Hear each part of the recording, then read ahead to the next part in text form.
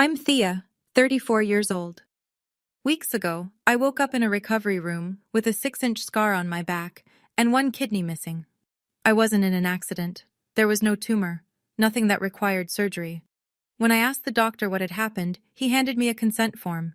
The line marked patient signature was blank, but the line marked guardian/legal representative, that had my mother's signature on it. I'm 34 years old. I don't have a guardian. 2 hours later, a detective walked into my room and asked me one question. Do you know where your kidney went? I did. It was inside my brother, 2 floors below me in the same hospital. Before I tell you how I ended up here, please take a moment to like and subscribe, but only if you genuinely want to hear this story. And if you're watching, let me know where you're from and what time it is there. I'd love to know who's listening. Now let me take you back 2 months, to the day my brother was diagnosed with end-stage kidney failure.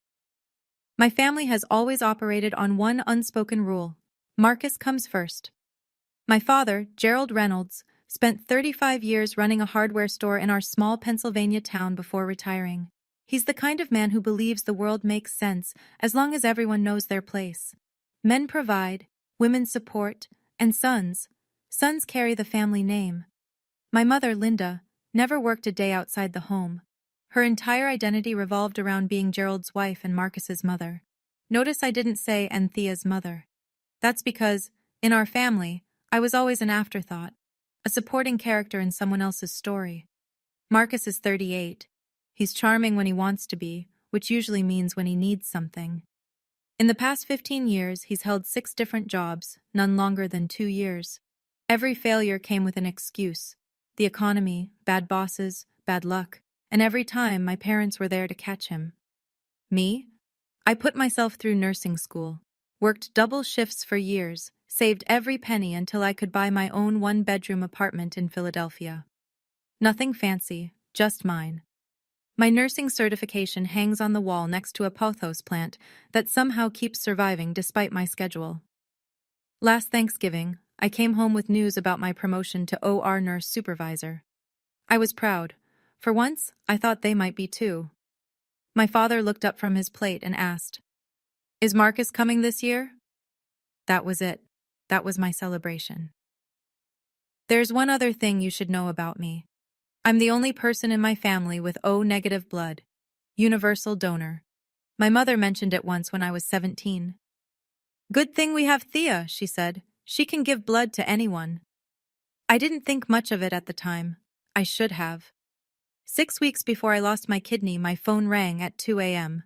It was my mother, and she was crying. Not the gentle kind of tears she uses when she wants sympathy. These were real. Raw. "It's Marcus," she said. "He's in the hospital. His kidneys are failing." I drove 3 hours through the dark to get there. Whatever our history, he was still my brother. The diagnosis was brutal: end-stage renal disease. Both kidneys were essentially dead. The cause? 15 years of heavy drinking. The kind of drinking my parents had always dismissed as just blowing off steam or going through a phase. The phase had destroyed his organs. When I walked into his room, Marcus looked gray. Smaller somehow, despite always being the larger-than-life golden child. Tubes connected him to a dialysis machine, doing the work his body could no longer manage. On his wrist, I noticed a Rolex. Fake, I knew, but expensive-looking. A gift to himself from money our parents had loaned him. My father stood at the foot of the bed like a general surveying a battlefield. "The doctors say he needs a transplant within 3 months," he said. "Or he won't make it." 3 months. The transplant waiting list averages 5 to 7 years. My mother clutched her rosary beads, her lips moving in silent prayer. She looked at me, then at Marcus, then back at me. Something cold moved through my chest. The way they were looking at me, it wasn't worry, it was calculation. My father's gaze settled on me for a long moment before returning to Marcus. He didn't say a word. He didn't have to. In that moment, I felt it, the shift. Like I'd just been appraised, measured. Like I was no longer his daughter. I was inventory. A week after the diagnosis, my mother invited me to dinner. Family meeting, she called it, to discuss next steps. I drove to their house, the same colonial I'd grown up in. Nothing about it had changed. Same oak dining table, same china cabinet with the good plates we never used, same portrait of Marcus's high school football championship above the fireplace.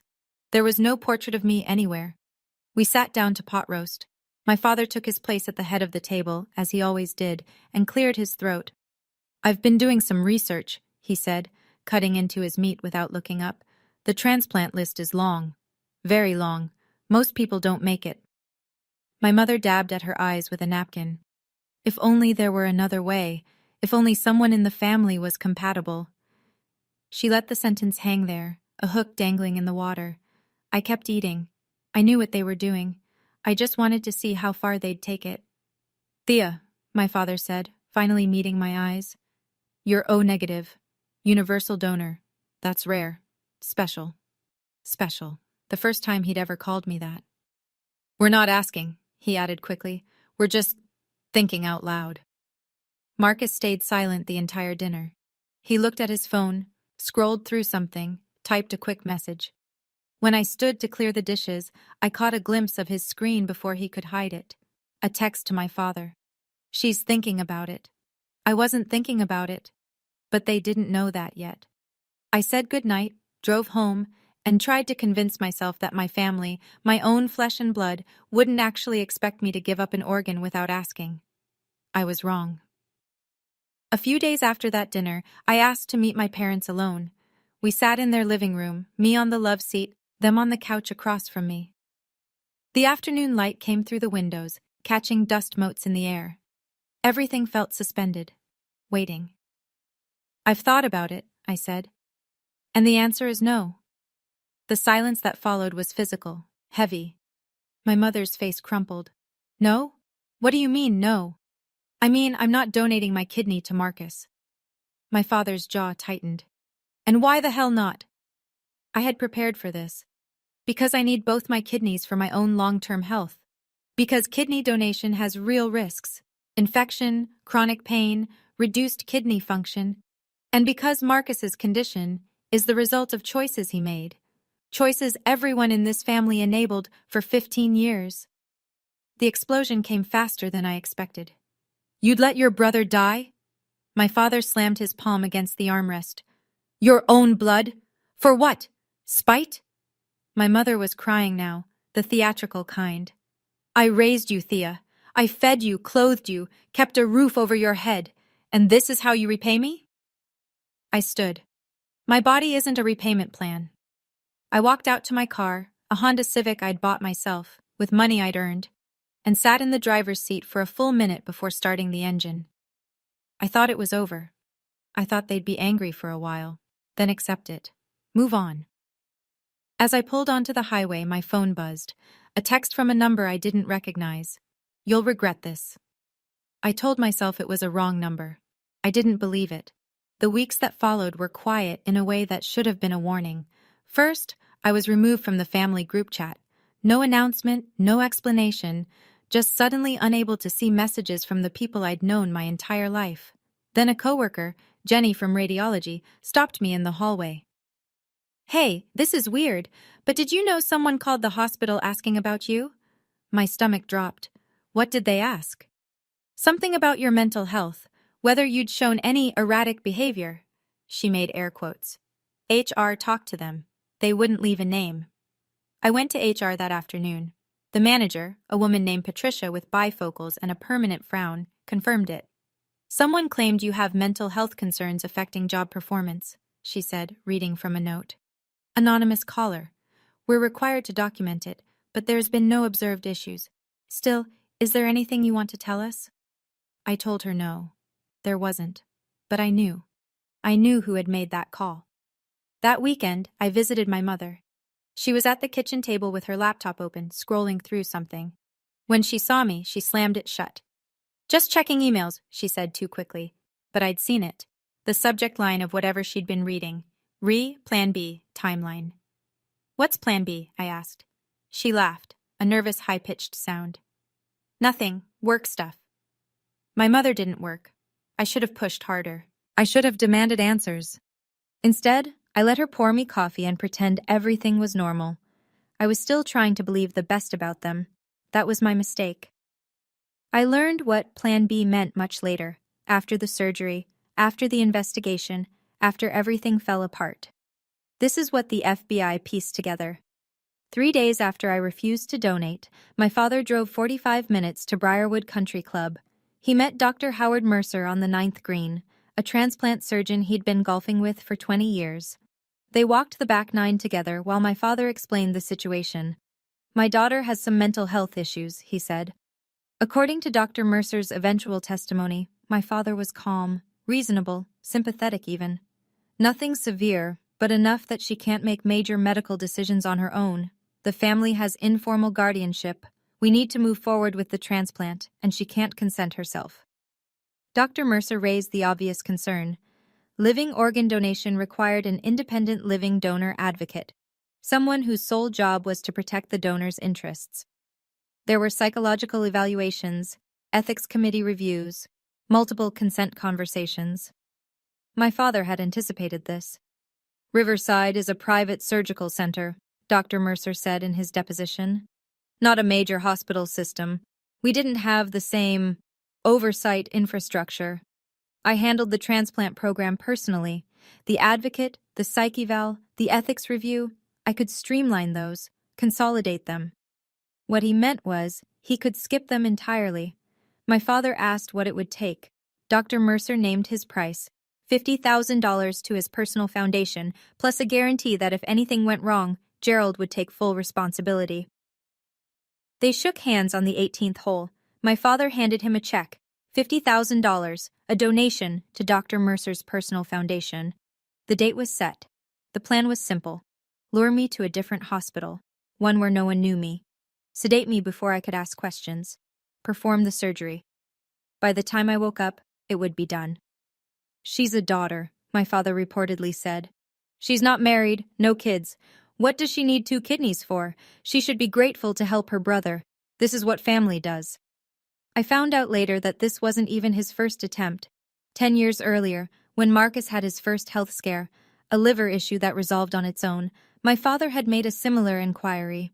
Could a family member donate part of their liver without full consent? Dr. Mercer had said no then. This time he said yes. 2 weeks after I refused, my mother called. She was crying, but soft this time, gentle, the voice she used when she wanted forgiveness. "I've been thinking a lot," she said, "about how things ended between us. It wasn't right, Thea. You're my daughter. Whatever happens with Marcus, you're still my daughter." I wanted to believe her. God, I wanted to. "Your father and I talked," she continued. "We want to make things right. We scheduled a family checkup at a clinic outside the city, all of us together. A fresh start. A way to bond again." Something felt off. The timing, the sweetness. But 3 weeks of silence had worn me down. 3 weeks of being erased from my own family. And there was something else. Something I'm ashamed to admit. A part of me still wanted to believe. Still wanted my mother to be the person I'd needed her to be my whole life. That part of me whispered, maybe they've realized they were wrong. Maybe this is their way of apologizing. I know now that hope can be a trap. But back then, I couldn't see it. "Just a checkup?" I asked. "Just a checkup. And maybe lunch after. Please, Thea." I said yes. The day of the appointment, I drove to Riverside Medical Center, a private surgical facility about an hour from Philadelphia. Not a hospital in the traditional sense, more of a boutique clinic for people who could afford discretion.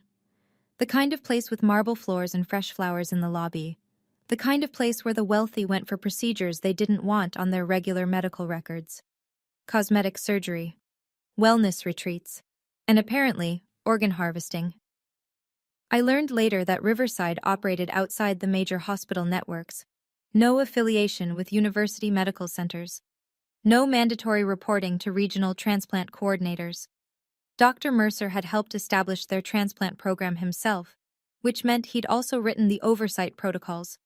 Or rather, the lack of them. But standing in that lobby, I didn't know any of this. I just saw the marble, the flowers, the professional smiles.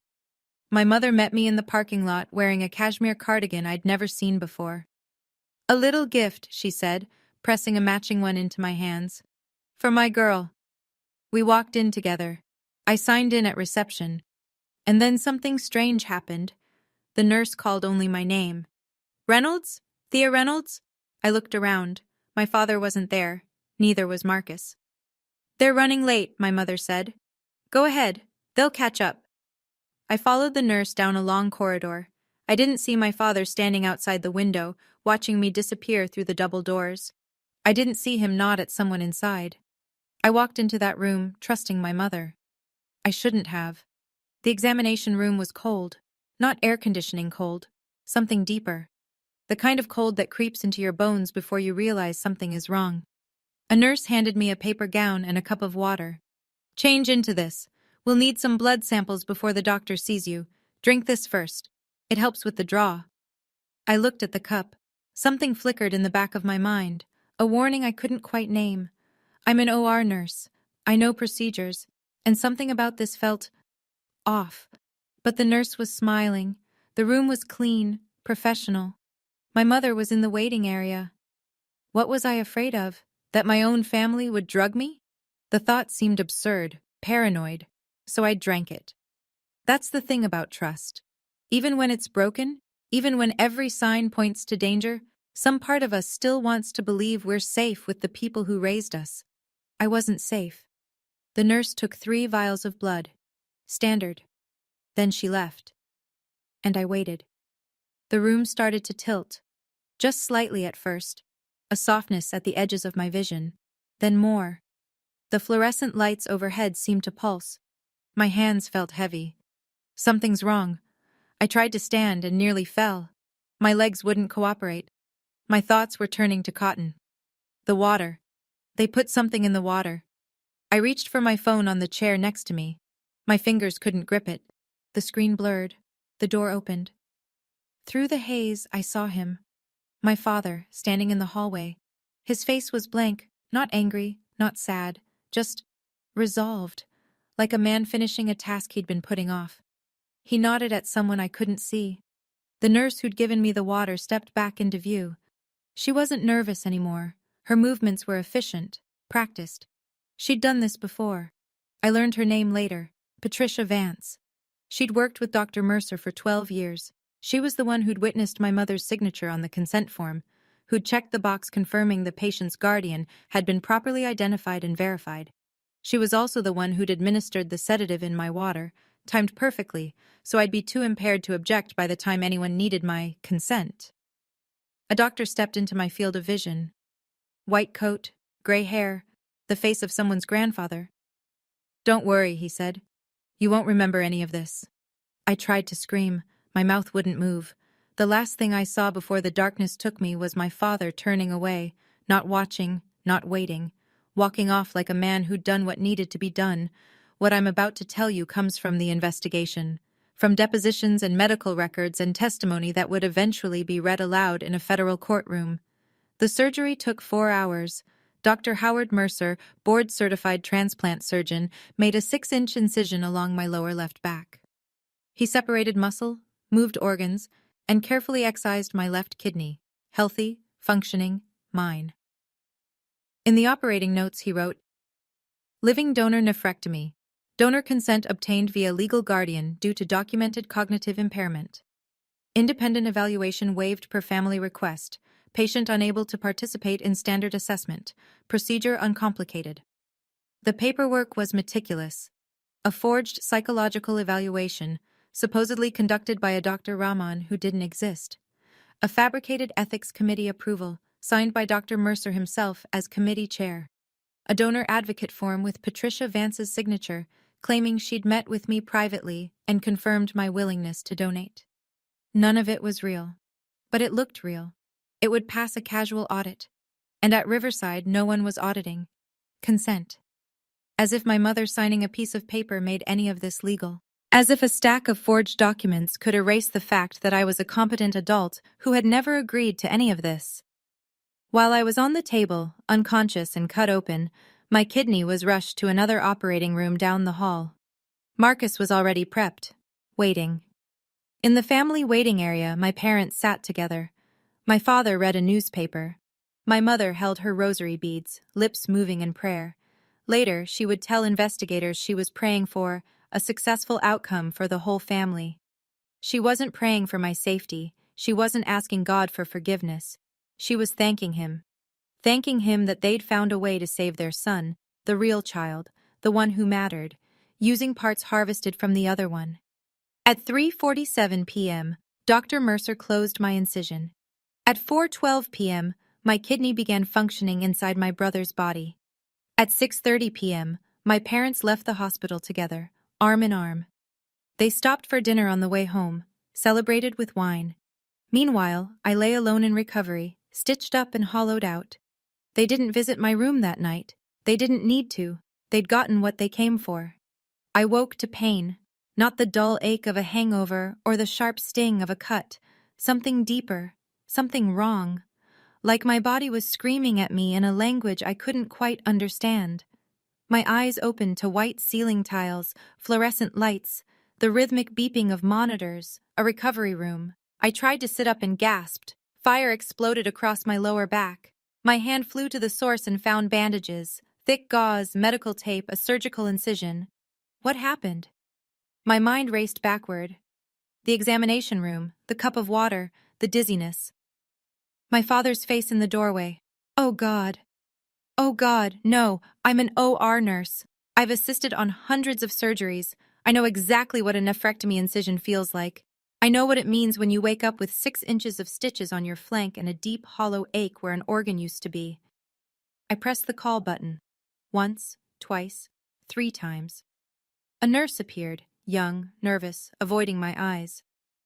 Miss Reynolds, you're awake. I'll get the doctor. What surgery did I have? My voice came out ragged. What did they do to me? The doctor will explain everything. I'm an OR nurse. I know what this incision is. Tell me. She looked at the floor, at the monitors, anywhere but at me. Please wait for the doctor. She left. I lay there staring at the ceiling, one hand pressed against the bandages on my back.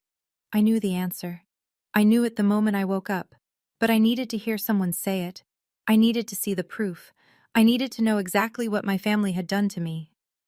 Dr. Howard Mercer walked into my room like a man expecting gratitude. He was 60 or so, silver-haired, wearing the confident smile of someone who'd spent decades being respected. His white coat was pristine. His handshake would have been firm if I'd offered my hand. I didn't. Miss Reynolds, he said, settling into the chair beside my bed. Good to see you awake. The procedure went beautifully. Your brother is recovering well, and your kidney is already functioning in his body. You should be very proud. I didn't consent to any procedure. His smile faltered, just for a moment. Of course you did. Well, your guardian did, on your behalf. I don't have a guardian. I'm 34 years old. He reached into the folder he'd brought and produced a single sheet of paper. A consent form. Standard hospital issue, the kind I'd seen hundreds of times. The line marked patient signature was blank. The line marked guardian/legal representative contained my mother's signature. Your mother signed as your medical guardian, Dr. Mercer said, as if this explained everything. Given your condition. What condition? Your parents explain that you have cognitive difficulties, that you're unable to make complex medical decisions on your own. I stared at him. Dr. Mercer, I said slowly, I am an operating room nurse with 10 years of experience. I have a bachelor's degree and multiple professional certifications. I live alone, manage my own finances, and hold a job that requires me to make life or death decisions daily. His face went pale. This signature, I continued, holding up the form, has no legal standing. Under federal law, performing surgery without informed consent on a mentally competent adult is assault and battery. I am looking at evidence of a felony. He didn't say anything, neither did I. The form said everything that needed to be said. My parents arrived an hour later with flowers, lilies, the expensive kind from the florist downtown, wrapped in cream-colored paper. My mother carried them like an offering. My father walked 2 steps behind her, hands in his pockets, looking around the room like he was inspecting a property he might buy. There's our girl, my mother said, setting the flowers on my bedside table. How are you feeling? I looked at her, at the woman who had pushed me on swings, braided my hair for school photos, sat beside my bed when I had the flu. The woman who had signed a piece of paper that let strangers cut me open. You took my kidney. Her smile didn't waver. Oh, honey, we saved your brother. You were part of something beautiful. Without asking me, without telling me, you drugged me and let them cut out my organ. My father stepped forward. Thea, don't be dramatic. It's done now, and Marcus is going to live. You should feel good about that. I should feel good? You're a young woman, he said, and his voice had that tone, the one he used when explaining something obvious to someone slow. No husband, no children. What did you need 2 kidneys for? Marcus has a future, a real future. And I don't? He shrugged. You're a daughter. Daughters sacrifice for their families. That's how it works. My mother nodded. We knew you'd understand eventually. You just needed a little push. I looked at them, really looked, searching for guilt, for shame, for any sign that they understood what they'd done. There was nothing. They believed they were right. They believed I owed them this. And in that moment I realized something that broke me and freed me at the same time. I had never been their daughter. I had always been their spare parts. After my parents left, satisfied, smiling, certain they'd done nothing wrong, I lay in the dark for a long time. The machines beeped, the IV dripped. Somewhere down the hall, someone coughed. I thought about letting it go. I thought about what it would mean to fight them. The lawyers, the accusations, the family that would call me ungrateful, vindictive, cruel. I thought about Marcus, somewhere in this same building, waking up with my kidney inside him, living because they'd taken a piece of me without asking. And then I picked up my phone. The hospital hadn't taken it. Why would they? I was supposed to be a willing donor, a loving sister, someone who'd wake up grateful for the chance to help. I dialed 911. I need to report an assault, I said. My voice was steady. I'd found something on the other side of despair, not peace, but clarity. I was brought to Riverside Medical Center under false pretenses. I was sedated without my consent. And while I was unconscious, a surgeon removed my kidney. The dispatcher asked me to repeat myself. I did. My parents signed a consent form claiming to be my legal guardians. I am a 34-year-old mentally competent adult. I have no guardians. This is organ theft. This is a federal crime. 2 hours later, a woman in a dark blazer walked into my room. Detective Vivian Carter, FBI, assigned to the healthcare fraud unit. She was about 45 with close-cropped gray hair and the kind of face that gave nothing away. She sat in the chair where Dr. Mercer had sat and pulled out a notebook. Miss Reynolds, she said, I have one question for you. I waited. Do you know where your kidney went? I looked at her. Yes, it's inside my brother, room 412, 2 floors down. She wrote something in her notebook. Then she looked up. Tell me everything. Can you imagine it? Your own parents, the people who were supposed to protect you, becoming the ones who took a piece of your body without asking. If you're watching this, and you've ever felt like your family didn't respect your boundaries, like your no didn't matter, I want you to know, you're not alone. Drop a comment below. Tell me where you are in your own journey. But this story is just beginning. Because the detective asked me a question, and what I found out next changed everything. Detective Carter didn't react when I told her my kidney was in my brother. She just wrote it down, methodical, calm, like she'd heard worse. Maybe she had. Cases like this are more common than people think, she said, flipping to a new page in her notebook. Family organ trafficking. Usually it's overseas, but we've seen it domestically too. A parent decides one child is more valuable than another. A spouse decides they need their partner's kidney. People rationalize incredible things when they're desperate.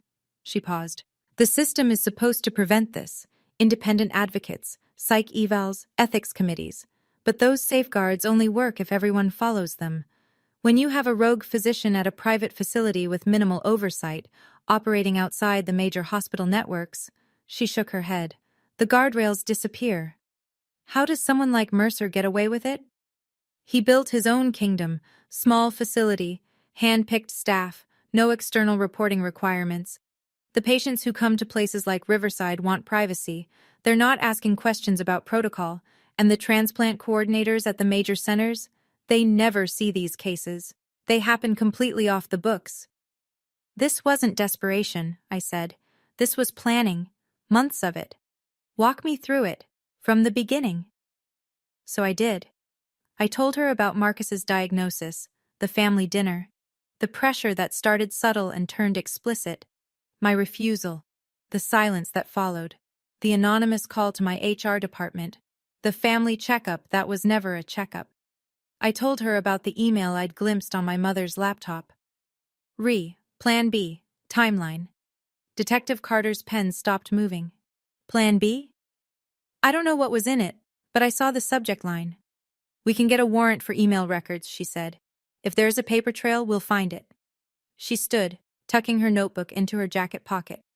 Miss Reynolds, I need to be honest with you. Proving this won't be easy. Your family will claim you were impaired, that you couldn't consent, that they were acting in your best interest. I have 10 years of performance reviews that say otherwise. Good. Keep every piece of documentation you can find. She paused at the door. One more thing. The doctor who performed the surgery, Howard Mercer, we've had our eye on him before. This might not be his first time. She left. And I lay there, realizing that what happened to me might have happened to others, that I might not be the only one. The counterattack came within 24 hours. I was still in the hospital, still recovering from having an organ removed against my will. I was still in the hospital when I received a certified letter. It came from a law firm downtown, Richards, Hartley, and Associates. The cover letter was brief. Enclosed, please find a copy of the statement provided to investigators by our client, Gerald Reynolds, regarding recent allegations. Included was a copy of my father's official statement. Inside was a copy of the statement. I read it with shaking hands. My daughter, Thea Reynolds, has a history of mental instability. As her parents, we have informally acted as her guardians for years. She is unable to make complex decisions regarding her own health care. The surgery was performed with proper family consent and was entirely legal. Attached were documents I'd never seen. A letter of concern sent to my employer 6 months earlier, claiming I'd shown erratic behavior at a family gathering. Notes from a supposed conversation with a family therapist I'd never met. And the anonymous HR complaint, traced, I later learned, directly to my father's cell phone. They had built a paper trail, a narrative of a broken daughter who needed protecting from herself. That afternoon, my hospital called. Miss Reynolds, given the circumstances, we're placing you on administrative leave pending investigation. What circumstances? We've received documentation suggesting you may have mental health concerns that affect your ability to perform your duties. They'd gotten to my job before I could defend myself.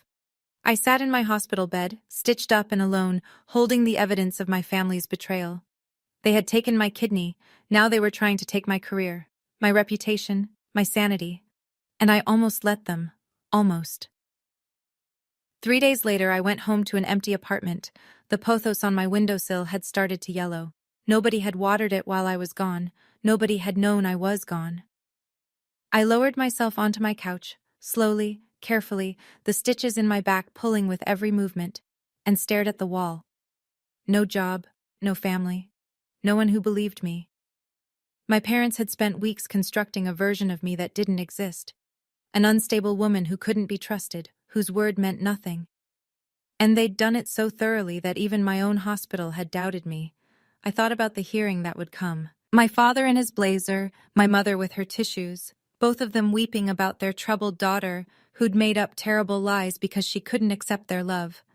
I thought about Marcus, recovering with my kidney inside him, probably already rehearsing his testimony about how I'd wanted to help, but my mental issues made me forget.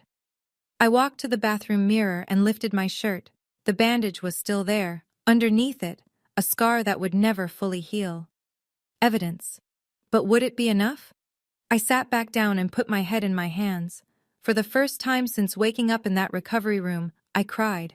I cried until I couldn't breathe, until my whole body shook, until the stitches burned and I didn't care. I almost gave up that night.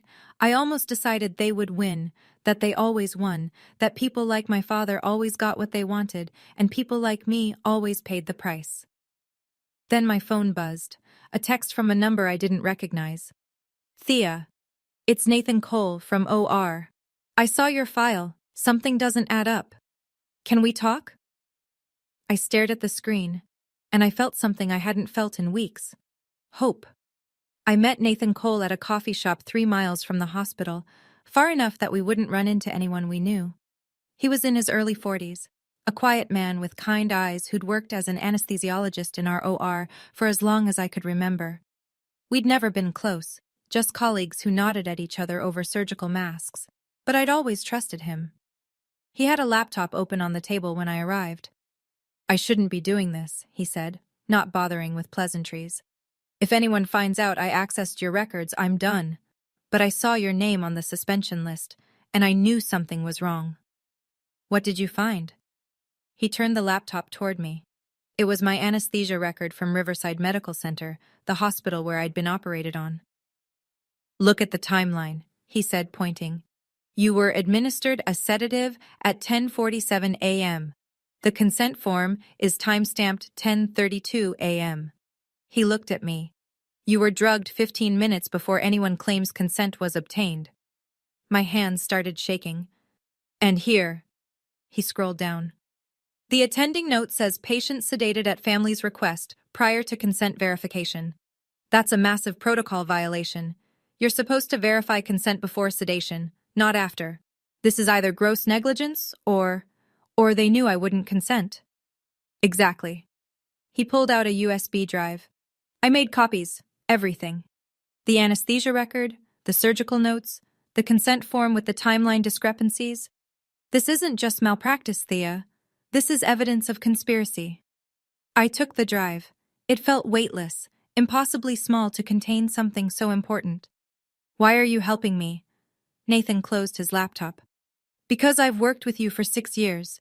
You're one of the most competent nurses I know, and the idea that you couldn't consent to your own surgery? He shook his head. That's insulting. To you, and to everyone who's ever worked beside you. I didn't trust myself to speak, so I just held the drive and let myself believe, for the first time, that I might actually win. 2 days later, Detective Carter called. We got the warrant for the email records, she said. Miss Reynolds, you need to come see this. The FBI field office in Philadelphia was everything you'd expect. Gray walls, fluorescent lights, coffee that tasted like it had been brewing since the Reagan administration. Detective Carter led me to a conference room where printed emails were spread across the table like evidence of a crime scene. Because they were. Plan B, Carter said, tapping the first sheet. Your father sent this to your mother and brother 2 days after you refused to donate. I picked it up. Linda, I talked to Mercer. He says if we can document Thea as mentally incompetent, we can sign as guardians. We need to move fast. Marcus doesn't have much time. There were more. Make the appointment at Mercer's hospital. Tell her it's a family checkup. Don't mention anything else. Howard confirmed he'll accept the guardian consent. The fee is $50,000 to his foundation. Make sure she doesn't bring her phone inside. We don't want any recordings. And then, the one that hit me hardest, an email from Marcus. Thanks, Dad. This is the only way. She owes us anyway. She owes us. 28 years of being the overlooked daughter, the one who was never good enough, the one who worked and saved and built a life from nothing, and in my brother's mind, I still owed them. These emails establish premeditation, Carter said. Conspiracy to commit assault, medical fraud, forgery. We have enough for a grand jury. I set the paper down carefully. What happens now? Now? We arrest them. I nodded. I should have felt triumphant. Vindicated. Instead, I just felt tired. But somewhere underneath the exhaustion, there was something else. Resolve. They'd taken my kidney. They wouldn't take anything else. The next week moved fast. First came the FBI's official statement to my hospital's HR department. I watched Patricia's face change as she read it. The same woman who had questioned me about mental health concerns, now learning that those concerns had been manufactured by people planning to steal my organs. Miss Reynolds, she said, folding her hands on her desk, on behalf of the hospital, I want to offer our sincerest apologies. The email arrived an hour later. Full reinstatement, back pay, A formal letter of apology from the hospital's CEO, printed on heavy cream-colored letterhead. We regret the distress caused by the allegations made against you. Our investigation has confirmed that these allegations were false and appear to have been part of a coordinated effort to defame you. We are grateful for your years of service and look forward to welcoming you back. I read it 3 times. Then I put it in a folder with the other evidence, more documentation, more proof. Detective Carter called that afternoon. We traced the anonymous HR complaint, she said. The call came from your father's cell phone. He didn't even try to hide it. He didn't think he'd need to. No, he didn't. A pause. There's something else. We've started looking into Dr. Mercer's other cases. Preliminary review suggests your surgery wasn't an isolated incident. There may be other victims. Other victims. Other daughters or sons or spouses, carved up while they slept because someone decided their organs were more valuable than their autonomy. When is the hearing? I asked. Grand jury convened yesterday. Indictments came down this morning. Gerald Reynolds, Linda Reynolds, Marcus Reynolds, and Howard Mercer. Charges include conspiracy, assault with bodily harm, medical fraud, and forgery. And the arrests? Already done. Your parents were taken into custody 2 hours ago. Marcus was arrested at the hospital. He's still recovering, but he's well enough for a jail cell. I exhaled. It had started. 1 month later, I stood in front of my bathroom mirror in a navy blue suit I'd bought specifically for this occasion. The subpoena sat on my kitchen counter. My name in black letters, summoning me to testify at the preliminary hearing for United States versus Reynolds. Today, I would sit in a federal courtroom and tell a judge what my family had done to me. I would look at my parents, the people who raised me, fed me, claimed to love me, and explain how they'd drugged me, cut me open, and stolen a piece of my body. Detective Carter had warned me it would be difficult. Defense attorneys live for moments like this, she'd said. They'll try to paint you as unstable, vindictive, a daughter scorning her loving family. I know. You can't get emotional. You can't raise your voice. You have to be calm, factual, and unshakable. I'm an OR nurse. I've held people's hearts in my hands while surgeons repaired them. I can handle this. She'd looked at me for a long moment. Then she'd nodded. Now, staring at my reflection, I practiced the words I would say. The facts, the timeline, the consent form with my mother's signature. No tears, no pleading, just truth. My phone buzzed. A text from Nathan. You've got this. We're all watching. I allowed myself a small smile. Then I grabbed my purse, locked my apartment, and drove to the federal courthouse. The building loomed against a gray November sky. Columns, marble steps, flags snapping in the wind. News vans lined the street. The story had leaked. Local family accused of organ theft. I walked past the cameras without looking at them. Whatever happened next, I would face it head on. No more hiding, no more silence. Today, the truth would speak. The courtroom was smaller than I expected. Federal preliminary hearings don't have juries, just a judge, the attorneys, and the defendants. But the gallery was packed. Reporters filled the back rows, notebooks open, pens ready. A few faces I recognized from the hospital sat scattered throughout, colleagues who'd come to support me, and at the defense table, my family. My father wore a blazer I'd seen 100 times, navy blue, slightly too tight across the shoulders. He sat ramrod straight, jaw clenched, radiating the same stubborn certainty he'd had my entire life. Even now, facing federal charges, he looked like a man who believed he'd done nothing wrong. My mother sat beside him, dabbing at her eyes with a tissue. She'd dressed in black, as if attending a funeral. Her own, maybe, or the death of the family she'd sacrificed everything to preserve. And Marcus. My brother was pale, thinner than I'd ever seen him. The surgery and subsequent arrest had aged him 10 years. He stared at the table, unable or unwilling to meet my eyes. The kidney inside him, my kidney, was keeping him alive. I wondered if he thought about that, if every beat of his heart reminded him of what they'd done. I took my seat behind the prosecutor's table. The judge entered. Everyone rose. This court will come to order. We are here for the preliminary hearing in the matter of United States versus Gerald Reynolds, Linda Reynolds, Marcus Reynolds, and Howard Mercer. The gavel fell, and I felt something settle inside me. Not peace, not yet, but certainty. They had operated in shadows, in lies, in the assumption that I would stay quiet, stay small, stay the obedient daughter they'd always expected. But here, in this room, there were no shadows, only light, and I was ready. Please state your name for the record. Thea Marie Reynolds.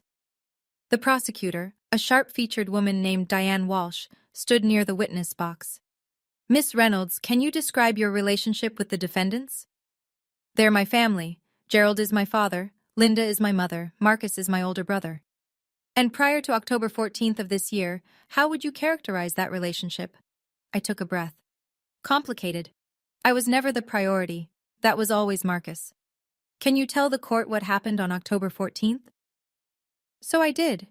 I walked through every detail. The diagnosis, the pressure to donate, my refusal, the silence that followed, the anonymous complaints to my employer, the family checkup that was a trap. I described waking up in recovery with stitches in my back and a missing organ. I described the consent form with my mother's signature.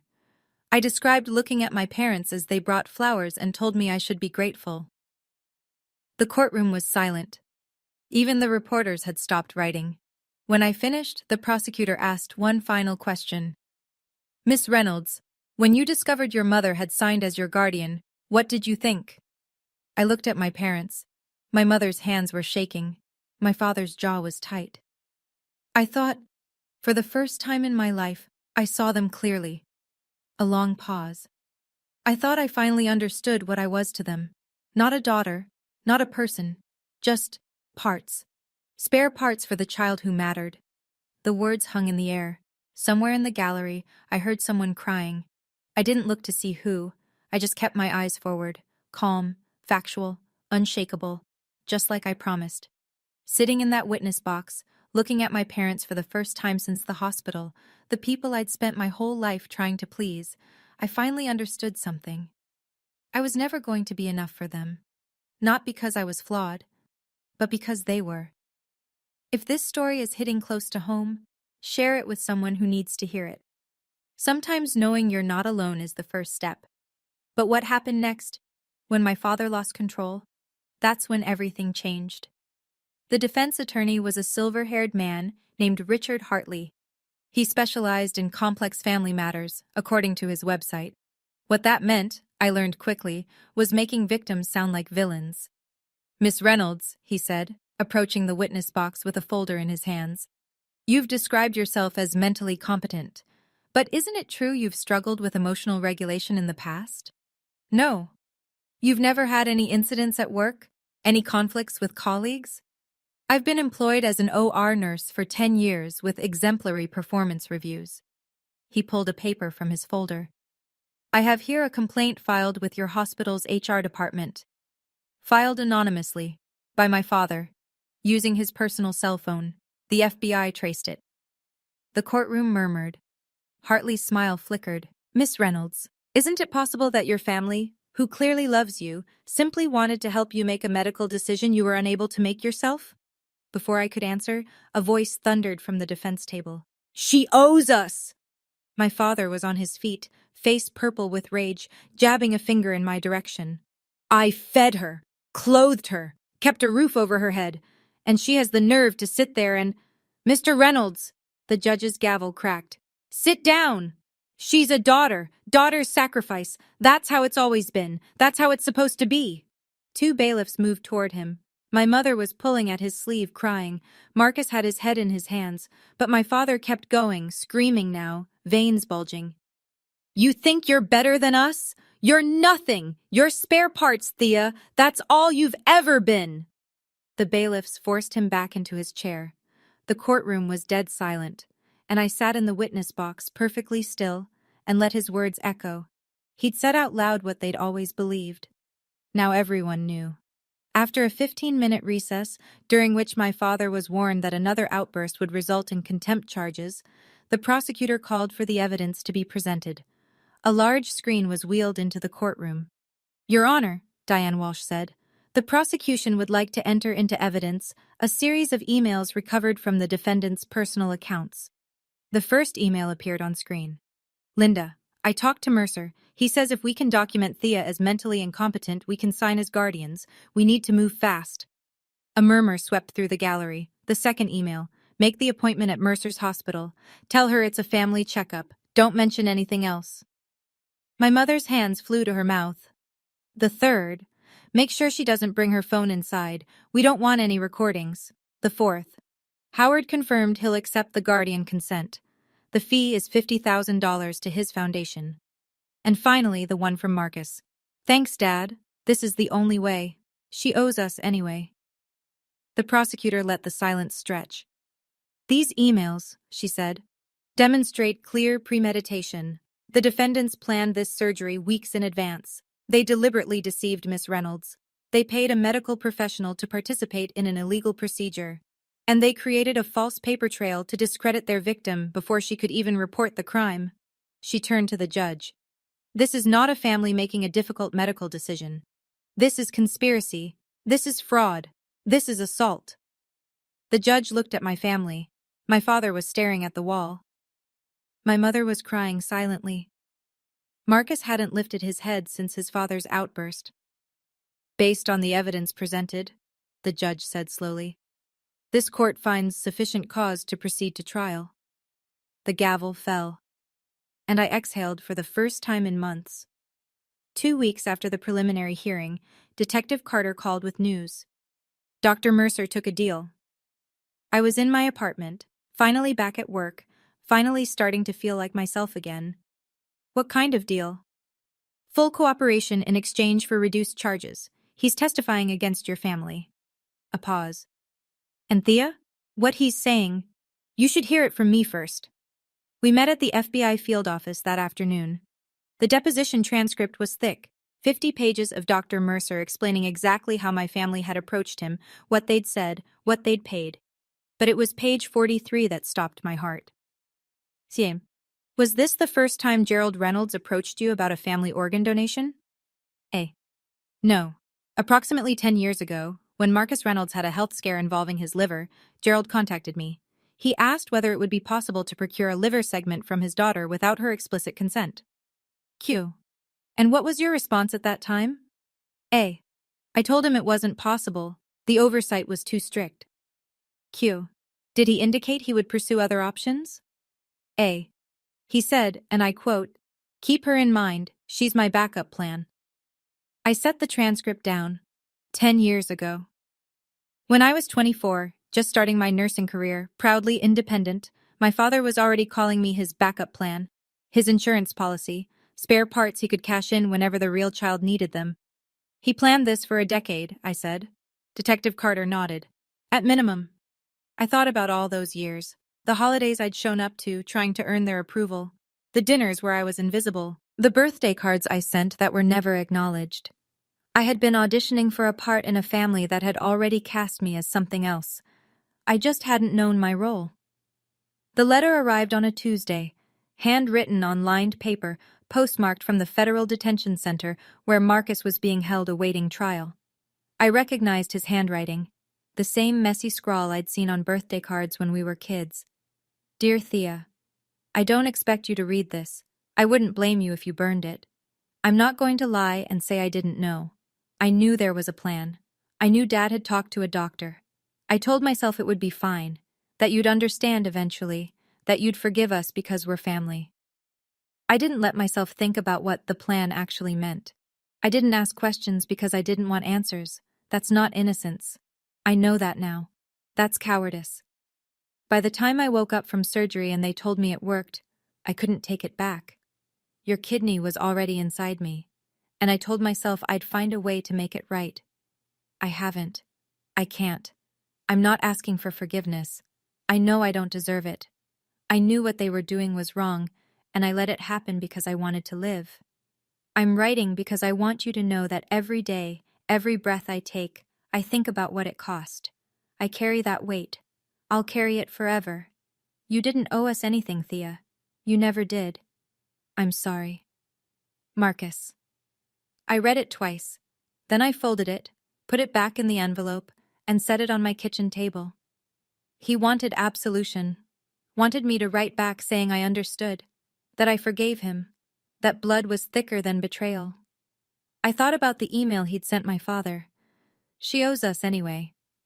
I thought about the years he'd taken everything, my parents' attention, their money, their love, while I worked double shifts and built a life from nothing.